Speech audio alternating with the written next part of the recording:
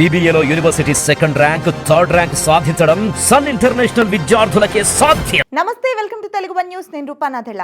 YCP MLA Jagan మీద పంచులు వేయడంలో రఘురామకృష్ణరాజుది ప్రత్యేక శైలి. 5 ఏళ్ల క్రితం జగన్ మీద మొట్టమొదట తిరుగుబాటు చేసిన వ్యక్తి రఘురామకృష్ణరాజు.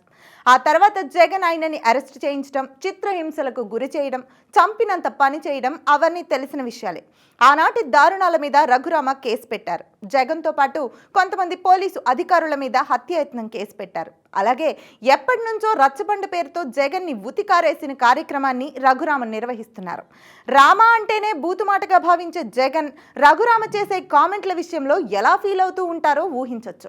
జనరల్గా రఘురామని చూస్తేనే జగన్కి ఎక్కడో సరసర కాలుతూ ఉంటుంది. అలాంటిది పుండు మీద కారం చల్లినట్లుగా జగన్ దగ్గరికి రఘురామ వెళ్ళి కాస్తంత వెటకారంగా మాట్లాడితే పరిస్థితి ఎలా ఉంటుందో కదా. అలాంటి ఆసక్తికరమైన సంఘటన సోమవారం నాడు ఆంధ్రప్రదేశ్ అసెంబ్లీలో జరిగింది. రాను రాను అంటూనే జగన్ అసెంబ్లీకి వచ్చారు. అక్కడ జగన్ రఘురామ ఎదురుపడే సందర్భం వచ్చింది. సాధారణంగా అయితే ఇద్దరు ఎడమొహం పెడముఖంగా తిప్పుకుని వెళ్ళిపోవాలి. కానీ వెటకారానికి బ్రాండ్ అంబాసిడర్ కదా. తన ఎదురుగా ఉన్న జగన్ తో అసెంబ్లీ సమావేశాలు జరిగినన్ని రోజులు మీరు అసెంబ్లీకి తప్పకుండా రావాలి అన్నారు. దానికి జగన్ కి లోపల భగభగా మండిపోయినా ముఖానికి నవ్వు పులుముకుంటూ వస్తానని సమాధానం ఇచ్చారు.